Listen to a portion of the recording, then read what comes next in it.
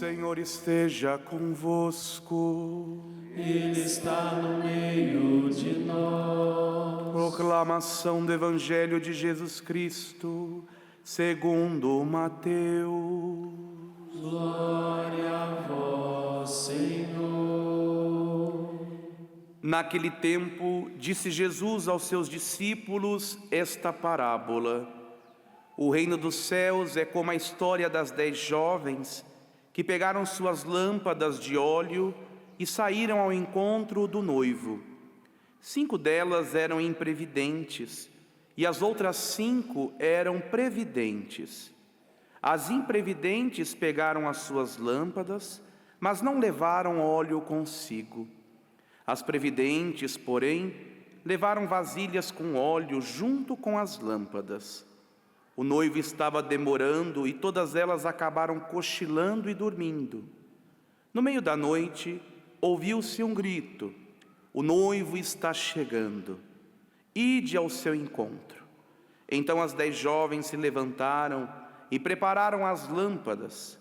As imprevidentes disseram às previdentes: dai-nos um pouco de óleo, porque nossas lâmpadas estão se apagando. As previdentes responderam: de modo nenhum, porque o óleo pode ser insuficiente para nós e para vós. É melhor irdes comprar aos vendedores. Enquanto elas foram comprar óleo, o noivo chegou, e as que estavam preparadas entraram com ele para a festa de casamento. E a porta se fechou. Por fim, chegaram também as outras jovens e disseram: Senhor, Senhor, abre-nos a porta. Ele, porém, respondeu: em verdade eu vos digo, não vos conheço. Portanto, ficai vigiando, pois não sabeis qual será o dia nem a hora. Palavra da salvação. Glória a vós, Senhor.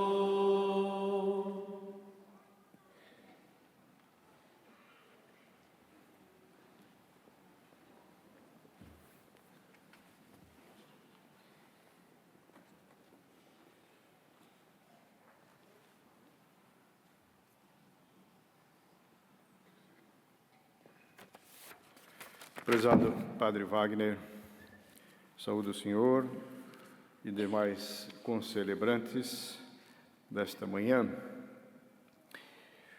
São Paulo, na carta aos Coríntios, diz que a cruz de Cristo é uma loucura.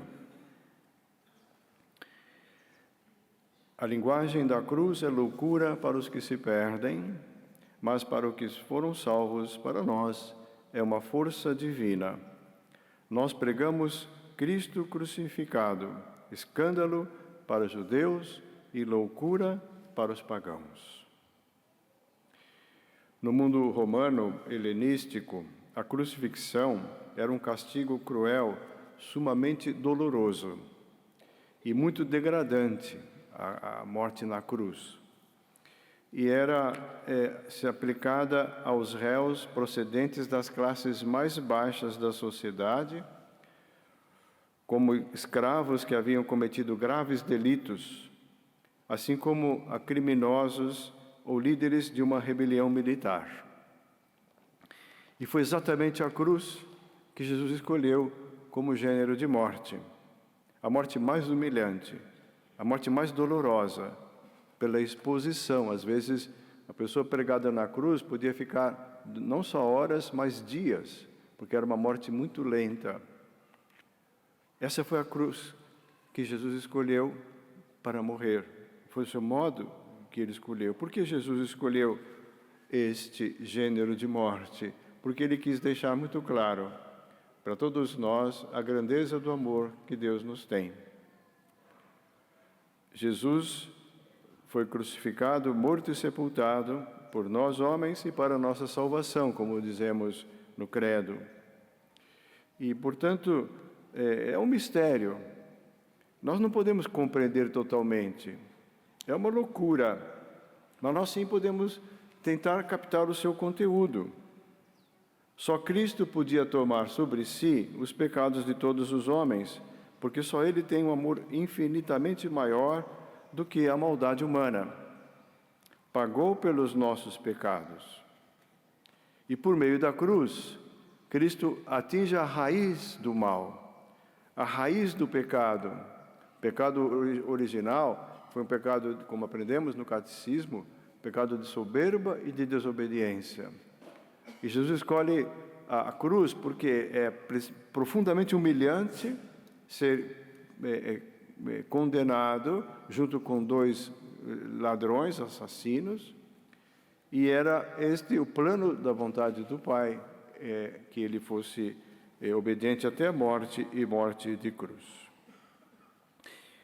Por isso hoje, como toda sexta-feira, nós somos convidados a meditar novamente sobre essa generosidade de Jesus que se entrega por nós na cruz. E no Evangelho, Jesus nos chama a atenção para a vigilância. Segundo o costume dos judeus, essas moças aguardavam na casa da noiva a chegada do noivo e os acompanhavam até o local do casamento e deviam levar umas lâmpadas que eram acesas com óleo. E nós podemos até imaginar que elas pensaram em todas as coisas externas, pensaram nos vestidos, pensaram em estar arrumadas, ensaiaram os cânticos, mas não pensaram na provisão suficiente de óleo. Porque, em geral, o casamento era quando caía a tarde. E então o evangelista deixa muito claro que aquelas que eram prudentes levaram não só óleo nas suas lâmpadas, mas levaram uma provisão extra, porque não se sabia quanto tempo ia demorar o casamento, e as outras não. Às vezes nós somos assim, às vezes nós estamos atentos a muitas coisas externas, muitas coisas materiais, mas não pensamos no essencial, que é o óleo. Elas talvez tiveram, prolongando a conversa, tinham tempo suficiente para provisionar do óleo, mas não pensaram nisso. E quando as suas lâmpadas começam a apagar, elas saem precipitadamente, correndo, até encontrar uma venda, alguém que abra a venda para comprar o óleo. E quando chegam, já não há mais tempo. É muito duro ouvir, quando elas chegam batendo na porta, Senhor, Senhor, abre-nos. E ouvem uma voz que responde com dureza, não vos conheço. Ficam de fora. Assim acontece na vida. Nós temos que estar sempre com óleo suficiente e a nossa lâmpada acesa. Os intérpretes da Escritura assemelharam o óleo a muitas coisas. Nós vamos comparar o óleo ao estado de graça. O estado de graça, o que significa o estado de graça? Nós sabemos. É aquela situação da pessoa que tem a consciência em paz, porque confessou e confessa com frequência, e não tem nenhum pecado grave que não tenha passado pela confissão. Está em estado de graça. Está em estado de união com Deus. O estado de graça é fundamental, porque, vamos dizer assim, a nossa entrada no céu, a nossa posição no céu, dependerá dessa situação da nossa alma. E o pecado, nós sabemos, o pecado grave, que é o nosso grande inimigo, que nós devemos ter horror ao pecado grave, que é afastar-nos de Deus, que é romper a amizade com Deus. O pecado significa perder a graça. Como se pensássemos assim, vamos pensar num balde de plástico, né, que está cheio de água. Se você faz um furo debaixo do balde, vai perder toda a água. Não é? Esse é o pecado grave. Perde toda a graça de Deus no coração. Se você faz um pecado leve, você faz um furo nas laterais do balde, ele desce um pouco o nível, mas não perde tudo. E a diferença é fundamental, porque o pecado grave, o perdão do pecado grave, só podemos conseguir através da confissão. do arrependimento e da confissão com o sacerdote. Precisamos, portanto, hoje estar alertas a isso que Deus nos fala, ao que Jesus nos pede. Precisamos pedir a Deus que nada nos separe dele. Nada nos pode separar do amor de Deus. O pecado não compensa. Temos que pensar assim: o que nos tira a paz e o que nos tira a felicidade é o pecado. Por que a gente fica nervoso? Por que a gente fica aborrecido? Por que a gente fica triste? Se a gente fizer um exame, por que eu estou desse jeito? Existe algum pecado dentro de nós. Pode ser de qualquer tipo, né? Ou uma incompreensão, uma crítica, uma raiva, um ódio, ou um pensamento absurdo que nos passou pela cabeça, um consentimento em pensamentos contrários à castidade, por exemplo. Tudo isso nos perturba, tudo isso nos tira a paz. O nosso grande inimigo é o pecado.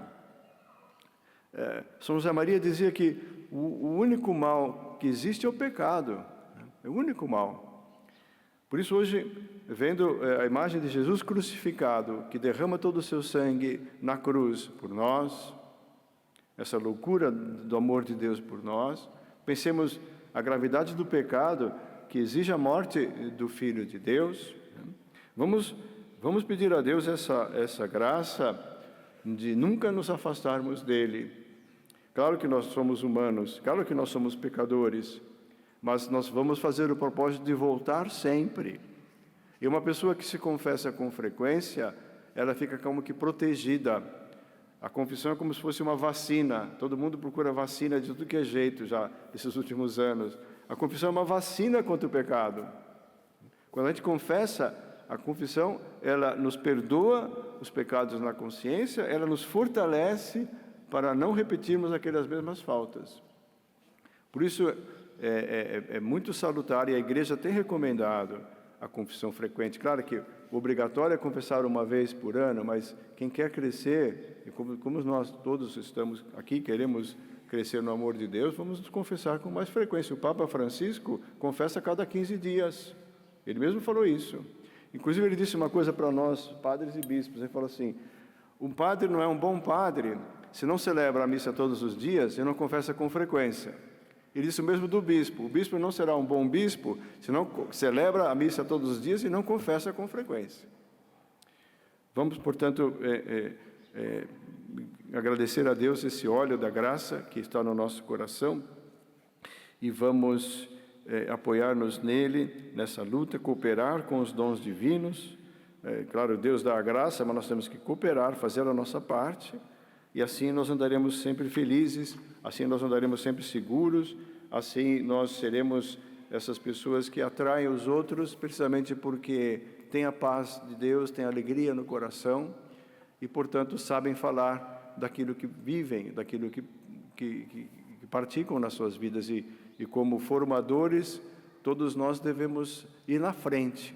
E ir na frente significa viver em união com Deus, viver perseverantes na oração, na recepção dos sacramentos, e aí sim, Deus se utilizará de nós para levar muitas pessoas a Ele. Louvado seja nosso Senhor Jesus Cristo. Para sempre seja louvado.